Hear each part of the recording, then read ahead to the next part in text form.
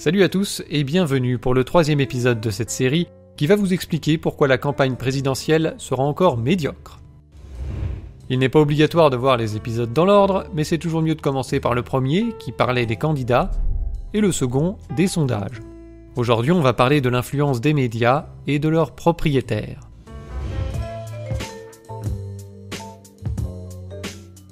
Le troisième ingrédient d'une campagne électorale médiocre sont les médias. Parce que les tracts et les affiches c'est bien mignon, mais l'essentiel de la campagne se déroule dans les médias nationaux.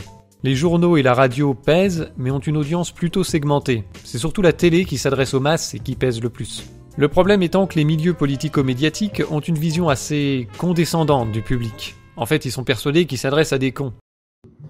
Mais la plupart des gens, et ne l'oubliez jamais quand vous allez refaire campagne, la plupart des gens, pardonnez-moi, sont cons. Une très grande majorité, au moins 80% par canton. Non mais sachez-le, ils sont d'un niveau éducatif très moyen et de plus en plus moyen.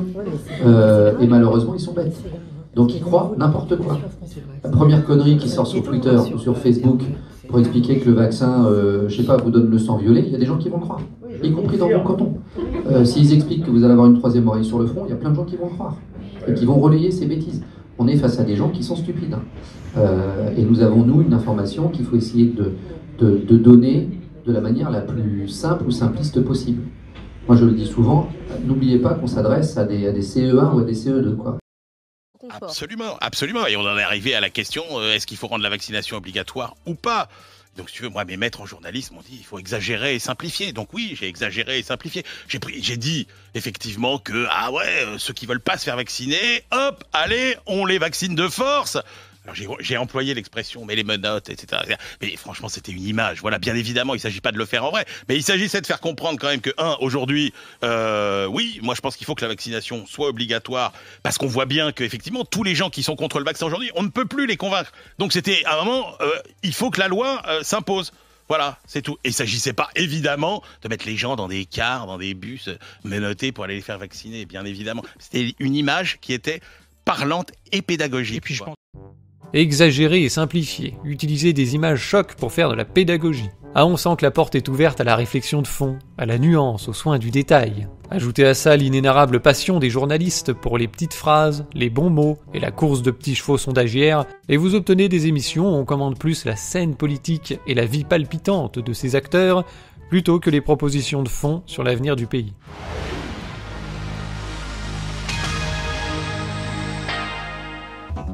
« 48 heures avant l'arrivée de son époux, Isabelle Juppé est à Bordeaux. La femme du ministre des Affaires étrangères apprécie, comme son mari apparemment, les douceurs de la capitale régionale. Bernard Bonnet et Jean-Pierre Darroux l'ont rencontrée. Isabelle Juppé hier à Bordeaux, c'était un doigt de diplomatie, une signature chez un libraire, un soupçon de politique dans une ville accablée de chaleur. Isabelle Juppé ou Madame Alain Juppé. Il y avait eu un sujet de Bernard avant sur la sortie du livre d'Isabelle Juppé. Le livre était sorti à Bordeaux. Elle s'était baladée dans Bordeaux, ville vélo. En plus, à l'échelon européen, son livre parlait du vélo. On aurait pu dire aussi que c'était une façon de servir sa candidature, mais je pense pas. Moi, je réagis pas comme ça. On est en région, il n'y a pas une quantité industrielle d'événements. À partir du moment où on sait que Juppé est un candidat potentiel, c'est intéressant pour nous de voir tous les aspects du personnage. Retour aux sources pour un vacancier de marque, Alain Juppé, le ministre des Affaires étrangères, qui prend quelques jours de repos à Hossegor, dans les Landes dont il est originaire. Pas question de parler politique, Michel Faure, Jean Polité. Est-ce qu'il y a des livres que vous avez lus là pendant les vacances, que vous n'aviez pas eu le temps de lire pendant l'année ou est-ce qu'il y a des musiques que vous avez écoutées? On dit que vous êtes très mélomane. Est-ce que vous y passez plus de temps pendant les congés? Je suis pas très content de moi parce que je m'étais dit je vais lire, j'ai beaucoup de choses à rattraper et puis en fait j'avais besoin de décompresser, de me reposer et donc j'ai été moins studieux que je ne l'aurais voulu. Il nous raconte un peu comment il organise ses vacances, ça présente aussi quelque intérêt pour nous, c'est le personnage un peu privé en congé, comme on a pu faire d'autres ministres en congé dans la région, Dumas dans sa maison de la Brède, ou d'autres, ou Toubon dans l'île de Ré. Enfin il y a eu plusieurs cas, donc c'était pas une exception. D'accord. Mais je sais pas si par exemple un autre candidat ou un petit candidat à la mairie de Bordeaux allait dans sa maison de vacances pendant les vacances d'été, je pense qu'il n'y aurait pas un sujet de fait, tu vois, sur le petit candidat qui serait Pourquoi pas, mais bon. Non, parce que le petit candidat, la plupart des candidats, ils sont déjà là, on les a régulièrement sous la main, donc on va pas... Bon, c'est vrai qu'en télévision, enfin, tu le sais, c'est évident, il y a un processus, je dirais, cumulatif à la notoriété. C'est évident, ça c'est évident. Mais bon, c'est pas nous qui avons inventé les règles du jeu. Hein. Non, mais est-ce que tous les candidats sont également pris au sérieux par les médias? C'est ça le problème. Ils le seront parce que nous sommes tenus de le faire, de toute façon, donc ils le seront. Et dans le service public, ils sont obligatoirement, nous sommes tenus de le faire. Jusqu'ici, c'est ça. Attends, je te signale quand même qu'il y a des gens qui ne sont pas déclarés candidats. Oui, mais Juppé ne l'était pas jusqu'au 9 novembre. Et on a beaucoup parlé de lui, alors qu'il n'était pas déclaré officiellement candidat. Parce qu'il était potentiellement candidat. Mais qui a décidé qu'il était potentiellement candidat? Juppé. La rumeur. Et la rumeur, c'est qui? C'est ambigu en fait, parce qu'on a aussi parlé de lui parce qu'il est ministre des Affaires étrangères. Je crois que c'est son envergure nationale et internationale qui a fait qu'on est allé aussi vers lui. Et je crois que c'était un peu ce qui s'est passé pour Segor. C'était une personnalité en vacances. Mais c'est vrai qu'il y a l'image qui est très forte pour lui de l'Aquitaine en vacances, en plus en famille, avec ses parents. Pour lui, c'est très très bien. Il a accepté l'interview. Je crois que pour lui, c'est tout bénéfice. C'est sûr. Parle pas. Valls va jamais nous dire oui, moi je suis candidat à Beauvau, Reps, Hérault, à Matignon, c'est sûr. Ça on l'aura évidemment pas. Et Hollande est le premier à dire, surtout on n'en parle pas, la campagne renseigne, etc. Tout ce qu'on pourrait installer comme différents candidats pour différents postes d'un gouvernement, même si la situation évolue, c'est pas mal de les poser au début. Et ensuite on aura la course des petits chevaux qui se déroulera. Voilà, je pense qu'en culture, par exemple, il y a 5-6 noms qui circulent. C'est intéressant de les mettre tous, et puis avec le temps, vont peut-être se dessiner des favoris ou d'autres. Non, franchement, c'est pas sérieux ça. Non. Vraiment, faut pas. Est-ce qu'il faut pas le retourner en faisant le bal des présents? Parce que je trouve que pour la culture, c'est emblématique, parce qu'il y a 4-5 noms qui circulent, personne ne le sera, parce que Hollande a dit que ce sera un politique. On est dans des intox. Non, mais c'est intéressant à raconter quand même. Oui, il faut faire le bal des prétendants, il faut le faire. Non, vraiment, faut surtout pas se présenter comme ceux qui avons des infos sur le possible gouvernement. Enfin, franchement, on est tellement à 100 000 lieues des réalités. Non, mais il faut le couper comme ça. Par exemple, Hérault, on le voit jamais, alors que certainement il aura un poste très important. Maintenant, les gens disent qu'il aura peut-être l'intérieur, etc. Je trouve que ça mériterait un récit. De voir toutes ces ambitions, là, tout d'un coup, qui, au fil des sondages... Est-ce qu'il ne faut pas sortir la culture et faire à part tout seul la culture? Ce qui est sympa avec la culture, c'est qu'à mon avis, si tu leur tends le micro, ils vont y aller. Entre Clément, Poivre, Martel et Girard, Philippe Etty... Franchement, je mets en garde contre cette tentation du name dropping comme ça, tous azimuts. Enfin, vraiment, ça me... Hérault, c'est pas mal, non? Je pense. Ça peut être un biais pour... Parce qu'on le voit jamais, mais c'est celui sur lequel... On parle de lui à Beauvau, Matignon...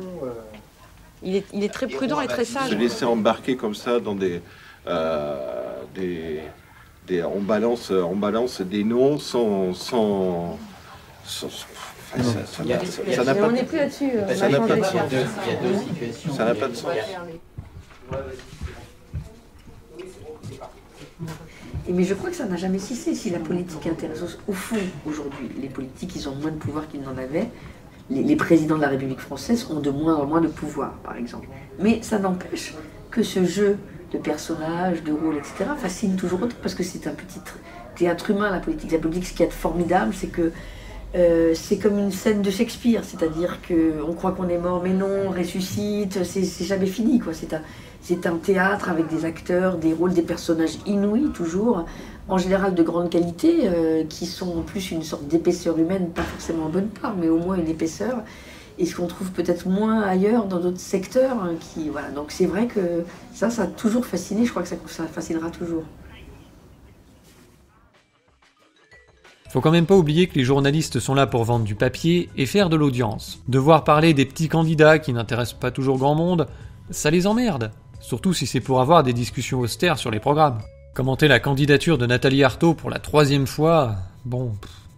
Par contre, la potentielle candidature d'un polémiste controversé qui a déjà une notoriété nationale, ça c'est beaucoup plus propice au spectacle. Va-t-il vraiment se présenter ?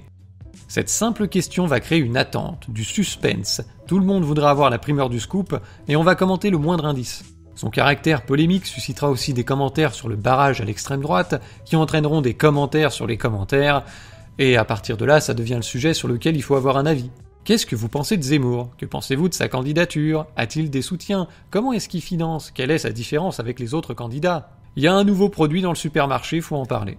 Puisque les médias en parlent, les gens en parlent, et puisque ça intéresse les gens, les médias en parlent encore plus. La grande machine moutonnière des médias est ainsi lancée, alimentée autant par les commentateurs en mal d'audience que par le public qui répond à l'appel.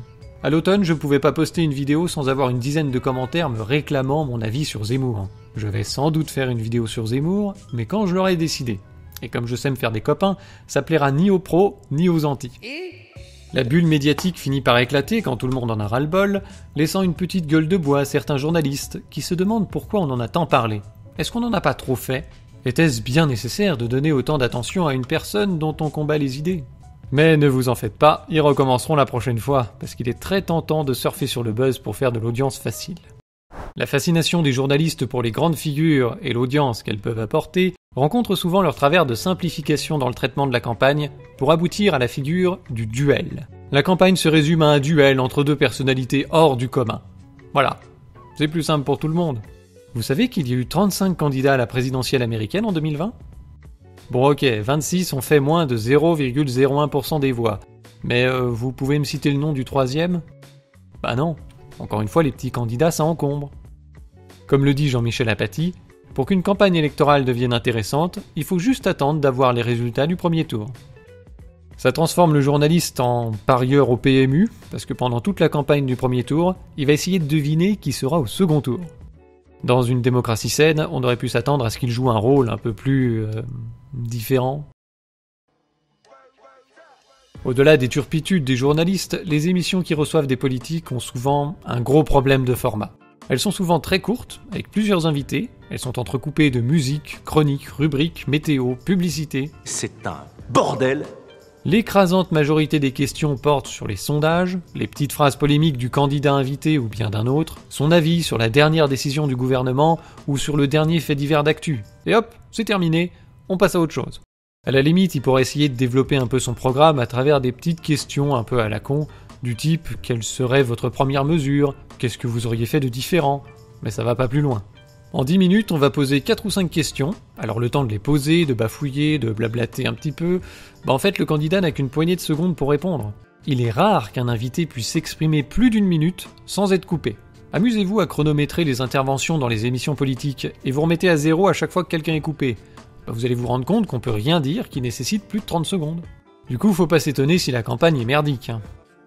Le pire, c'est les émissions comme l'heure des pros ou TPMP. Alors là, c'est un autre niveau. Faut carrément chronométrer le temps passé par 2 invités ou plus à se hurler dessus dans un brouhaha incompréhensible. On doit pas être loin de la moitié du temps de l'émission. Je veux pas être méchant avec ceux qui regardent ça, mais vous avez du temps à perdre. Ces gens ne produisent pas du débat, ils produisent du spectacle. On n'est pas là pour comprendre un sujet, on est là pour amuser les gens et au passage leur fourguer 2-3 idées simples. Donc il faut qu'il y ait de l'action, du drame, de l'émotion, de l'inattendu, de la controverse. Sinon on s'emmerde. Les producteurs de ces merdes sont sans doute surpris de l'audience d'une chaîne comme Thinkerview. Faire des interviews d'invités peu connus, face caméra, de plusieurs heures, sur des sujets de niche souvent austères ou complexes, pour eux c'est un suicide commercial complet. Et ils sont quand même là pour vendre de la pub. C'est pas pour rien si c'est sur le service public qu'on trouve les meilleures émissions politiques, ou en tout cas les moins pires en ce qui concerne la forme. Les émissions sont plus longues, il y a moins d'invités, et les questions sont plus axées sur le fond. Est-ce que c'est suffisant ? Non. Est-ce que la télé peut faire mieux ? Pas sûr. Comme on dit, le média c'est le message. Si vous voulez faire 200 pages sur un sujet, vous écrivez pas un article dans un journal, vous publiez un bouquin.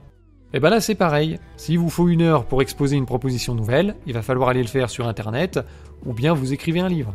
Mais vous pouvez pas aller le faire à la télé où dans la plupart des cas, vous aurez des petits créneaux de 30 secondes.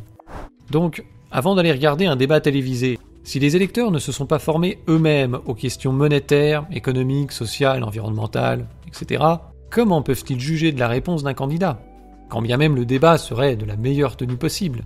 Par exemple, quand Zemmour explique que pour financer les retraites, il faut augmenter les salaires, mais que pour augmenter les salaires, il faut supprimer les charges, y a des gens qui ne comprennent pas qu'ils vont se faire entuber. Résumons un peu le tableau. on a donc des journalistes qui simplifient à outrance les sujets et qui réduisent la campagne à un duel de personnalités magnifiées. Et même quand un effort est fait sur la forme des débats ou pour traiter du fond des sujets, on se heurte vite aux limites techniques des médias qui ne permettent pas de donner toutes les clés de compréhension aux électeurs en même temps que le débat a lieu. Donc si les électeurs ne se sont pas cultivés entre deux présidentielles, ils pourront pas comprendre les analyses ou les propositions des candidats.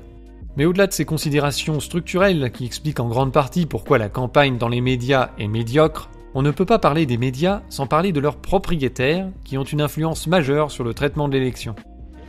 Avoir un actionnaire, c'est pas pour autant être condamné à perdre son indépendance.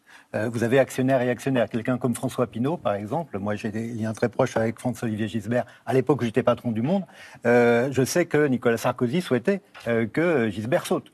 Et puis Pinault disait il n'en est pas question. Donc si vous voulez, à la fois Claude Quadriel, le Nouvel Observateur. Claude Quadriel, au Nouvel Observateur. Une rédaction, c'est pas un chien qu'on mène en laisse. Cela étant dit, je voudrais quand même nuancer ce que dit Denis sur 2 points. Le premier, c'est que lorsque vous avez un actionnaire, en effet, il peut être tout à fait dormant, c'est-à-dire il a bien compris qu'il y a une muraille de Chine qui fait qu'il y a l'éditorial, il y a le capital, et que le capital ne se mêle pas de l'éditorial. Très bien. Mais il y a 2 exceptions. Et ces 2 exceptions, quelquefois, elles deviennent la règle. Il y a 2 moments où vous avez intérêt à vous souvenir que vous avez un actionnaire. Le premier moment, c'est lorsque vous traitez des intérêts industriels, économiques de cet actionnaire dans vos colonnes, ou que vous ne les traitez pas, ou de son concurrent, ou de ses concurrents. Ça, c'est un point très sensible. Et c'est d'autant plus sensible, que les milliardaires étant des industriels, ils ont des enjeux industriels très importants. Voilà. Les questions, par exemple, de pollution, quand vous êtes un patron d'énergie fossile, vous n'avez pas forcément envie d'une enquête. Ça, c'est le premier point. Et quand on regarde le texte d'une conférence d'Hubert Beuve-Méry, fondateur du Monde, dans les années 50 sur l'argent, où il parle de la presse d'industrie, et il rappelle que l'information devient un sous-produit opportun du capital, et que quelquefois, il veille à ce que l'information ne vienne pas nuire à leurs intérêts, ou quelquefois elle peut les servir. Donc ça, il faut jamais l'oublier. Et deuxième point, c'est au moment maintenant que l'on va vivre, ou que l'on vit déjà, électoral. J'ai le souvenir au Monde, après que j'ai été viré par les actionnaires, c'était quand même le cas, de mon successeur, paix à son âme, Éric Israelevich, étant convoqué par certains des actionnaires pour lui dire maintenant, mon vieux, il faut soutenir Strauss-Kahn. Donc, si vous voulez, on ne peut pas me raconter que les actionnaires n'interviennent pas. Alors ici, il nous décrit l'influence directe que peut avoir un actionnaire sur la ligne éditoriale d'un média. Mais le plus souvent, cette influence est indirecte. Par exemple, via le recrutement, on va sélectionner des gens qui pensent comme il faut, et comme ça, on n'aura pas besoin de les surveiller. Comme vous le savez, la quasi-totalité des médias nationaux sont contrôlés par 10 milliardaires qui, sans être d'accord sur tout, partagent une certaine vision du monde, favorable à l'Union européenne, à l'euro, à la mondialisation. Bref, on peut dire qu'il y a un tronc commun de néolibéralisme. Et bien sûr, il est hors de question de financer un journal qui ferait la promotion d'idées politiques trop éloignées de celles du propriétaire ou de ses intérêts. Et par exemple, si demain on se trouvait avec un Parisien qui devient un journal sur un extrême ou sur un autre, il faut que l'actionnaire puisse réagir quand même. Hein. Je n'ai pas envie d'avoir un journal qui devienne financer un journal qui devienne le support de l'extrême droite ou de l'extrême gauche. Et s'il y a une indépendance absolue, totale, on ne sait jamais. Donc il faut quand même qu'on puisse réagir à un moment ou à un autre. Hein. De même, si, je prends un exemple stupide, mais si les Échos, demain, devaient défendre l'économie marxiste, qui plaît peut-être à M. Laurent, on ne sait rien, mais bon, ce serait quand même extrêmement gêné. Hein. Vous voyez, il faut quand même qu'il y ait des garde-fous. Ah, heureusement que les milliardaires sont là pour protéger la populace des mauvaises idées.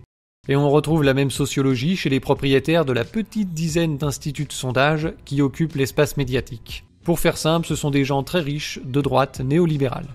Quand on croise ces 4 milieux qui font la campagne électorale, c'est-à-dire les politiciens et leur entourage, les journalistes, les instituts de sondage et les propriétaires des médias et des instituts, on se retrouve avec une véritable toile d'araignée, un festival d'intrications et de relations entre les uns et les autres à n'en plus finir.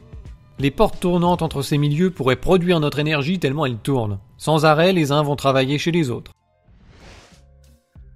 Laurence Seyme avait quitté son poste de journaliste pour aller faire la campagne de Macron. D'ailleurs, elle était tellement nulle qu'ils l'ont pas gardée. Bruno Roger-Petit, qui avait ardemment soutenu Macron sous couvert d'être un simple journaliste, a été récompensé d'un poste de porte-parole de la présidence de la République française. Il est maintenant conseiller mémoire du président, bien déterminé à ne pas gagner sa vie avec un vrai travail. Damien Philippot, frère de Florian Philippot, était directeur des études politiques chez l'IFOP, en même temps qu'il conseillait officieusement Marine Le Pen. Il rejoindra publiquement sa campagne pour les présidentielles de 2017. Notez que l'IFOP était la propriété de Laurence Parisot, qui en assurait la présidence, en même temps qu'elle était présidente du MEDEF de 2005 à 2013. Elle a vendu l'Institut en 2016 à la famille d'Entresangles, faute de pouvoir soutenir les pertes financières de l'Institut. Notons au passage que tous les gros instituts de sondage sont adhérents à des associations, elles-mêmes réunies au sein du Syntec, une organisation patronale membre du MEDEF. On va pas faire toute la liste des cas particuliers, mais voilà en gros ce qui se passe. Les partis politiques et les médias achètent des sondages qui sont ensuite commentés par les sondeurs dans les médias. Les sondeurs vont dans le sens de ceux qui les payent, histoire de fidéliser le client, surtout s'il est élu. Les politiciens lèchent le cul des milliardaires pour avoir une bonne couverture médiatique et sondagière, mais aussi pour avoir du financement et de l'appui pour leur campagne. Les milliardaires lèchent le cul des politiciens pour obtenir des faveurs dans leurs affaires, ainsi que du financement public pour leurs médias, qui sont souvent des gouffres à pognon. En effet, ils captent la grosse majorité du milliard d'euros annuel d'aides directes et indirectes à la presse, auquel on peut ajouter en 2020 un petit plan d'aide Covid de 2 milliards d'euros pour le secteur des médias, dont 666 millions rien que pour la presse. L'année suivante, c'est le soldat Lagardère qui aura été sauvé d'une bonne partie de ses problèmes financiers grâce à un prêt garanti par l'État de 465 millions d'euros. Autant dire que la ligne éditoriale du JDD est restée macronolâtre. Les journalistes aussi sont corrompus par cet afflux d'argent, parce qu'il y a de la précarité en bas de l'échelle, mais en haut de l'échelle, ça touche des salaires qu'ils ne pourraient pas toucher sans l'appui financier d'un milliardaire qui vient régler l'ardoise des rédactions déficitaires année après année, que ce soit avec son argent ou le nôtre, hein. En fait, la plupart des journalistes des grands médias seraient au chômage sans ce soutien, puisqu'un grand nombre de journaux, de radio ou de télé ne sont pas viables économiquement. Journalistes, sondeurs, politiciens, hommes d'affaires, tout ce petit monde se tient par la barbichette dans un trafic d'influence permanent. En plus, ils se côtoient dans la vie quotidienne, à l'échelle individuelle. C'est le petit microcosme parisien. Les mariages entre journalistes et politiciens sont d'ailleurs extrêmement fréquents, ce qui n'est pas sans poser quelques petits problèmes.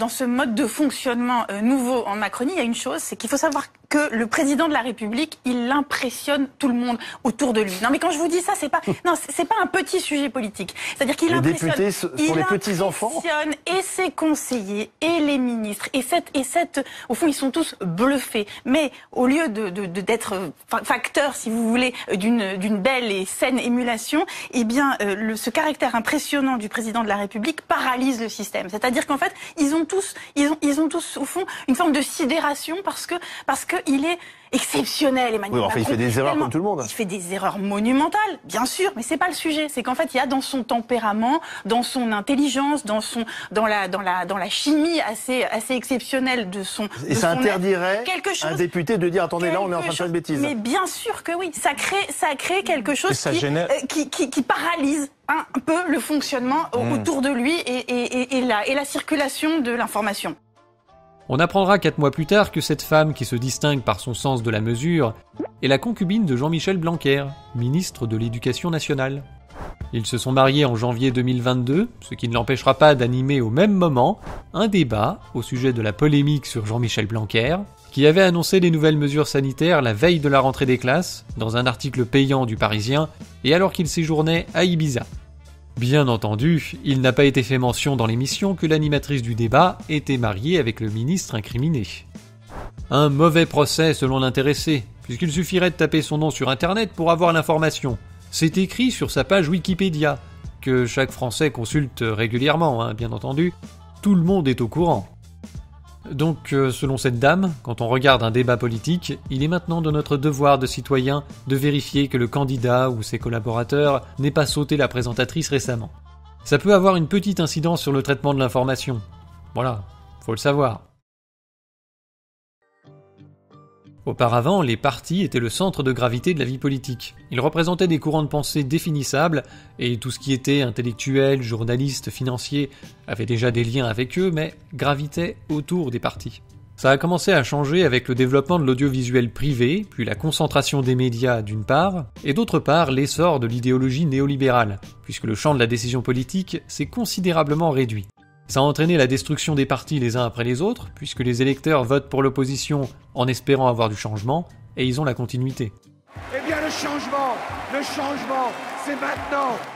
Les partis n'étant plus capables de structurer et de rassembler l'opinion publique, le centre de gravité de la vie politique s'est progressivement déplacé vers les puissances d'argent et d'influence. Aujourd'hui, ce n'est plus obligatoire d'être bien placé dans un parti si on veut être un candidat éligible. Il suffit d'être bien placé auprès des bonnes personnes. L'élection de Macron en est l'illustration parfaite. Un homme sans parti, mais avec un bon réseau, construit d'ailleurs avec de l'argent public. Il l'a construit quand il était à la commission Attali, puis à son poste de ministre de l'économie, qui lui ont permis d'accéder aux bonnes personnes et de financer sa pré-campagne. Rappelons qu'en 2016, il a utilisé 120 000 € des fonds du ministère pour payer des dîners avec des intellectuels, des personnalités des médias ou des hommes d'affaires. On sait aussi que Macron dînait toutes les semaines avec Bernard Arnault et son gendre Xavier Niel, entre autres milliardaires. Mais Macron, c'est vraiment le candidat LVMH. Sa femme est habillée gratuitement par LVMH, et il est allé inaugurer le dernier centre commercial de Bernard. La relation de proximité entre eux est évidente, après, qu'elle soit sincère ou intéressée, ça n'a pas beaucoup d'importance.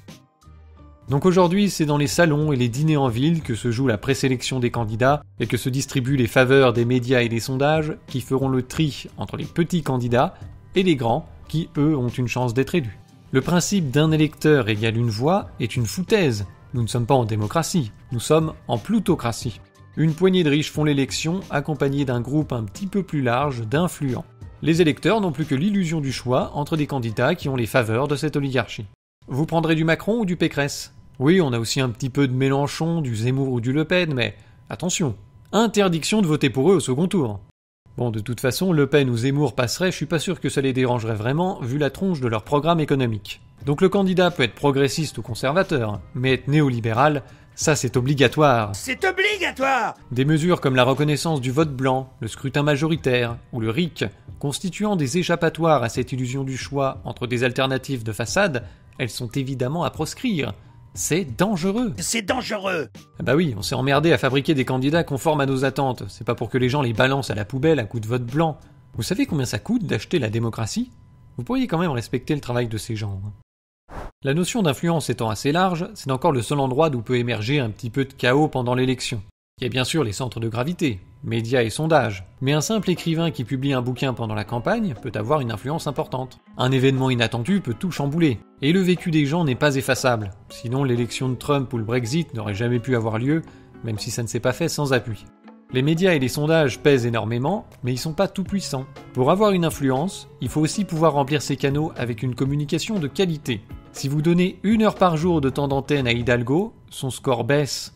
Et ça, Bolloré l'a bien compris. Il maîtrise maintenant toute la chaîne de production du candidat.